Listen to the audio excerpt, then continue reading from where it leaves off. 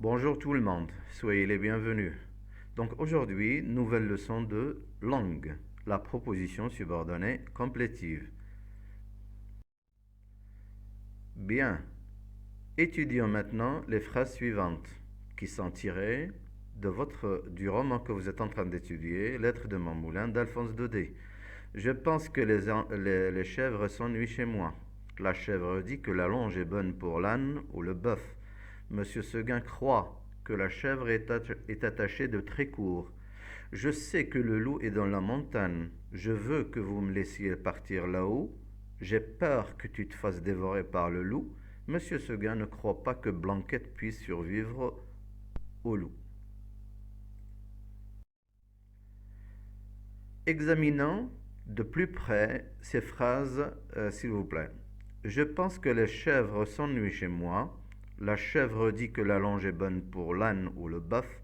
Monsieur Seguin croit que la chèvre est attachée de très court.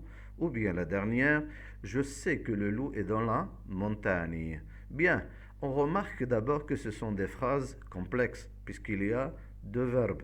Donc, phrase complexe, qui dit phrase complexe dit proposition principale, la voici, et proposition subordonnée, les voilà. Toutes ces propositions subordonnées sont introduites par que. Et ces propositions subordonnées jouent le rôle de complément d'objet direct. Pourquoi? Parce que je peux dire je pense quoi? Je pense que les chèvres s'ennuient chez moi. La chèvre dit quoi? Que la longe est bonne pour l'âne ou le bœuf. Donc ces phrases sont introduites par que et jouent le rôle de complément d'objet direct, c'est-à-dire qu'ils complètent le verbe de la principale. Remarquons aussi que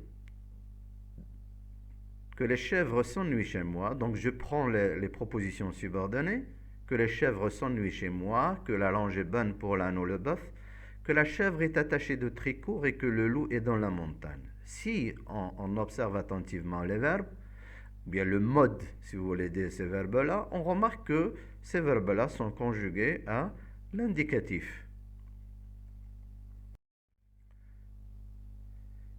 Et si on revient aux autres propositions subordonnées, donc que vous me laissiez partir là-haut, que tu te fasses dévorer par le loup, que Blanquette puisse survivre au loup. Donc si on fait attention aux verbes, ces verbes-là sont conjugués au mode subjonctif. Donc, dans la proposition subordonnée complétive, on peut avoir deux modes de conjugaison. Soit c'est l'indicatif, soit c'est le subjonctif. Alors maintenant, expliquons pourquoi cette différence. Donc, lorsque le verbe de la principale est un verbe de parole, ou bien de déclaration.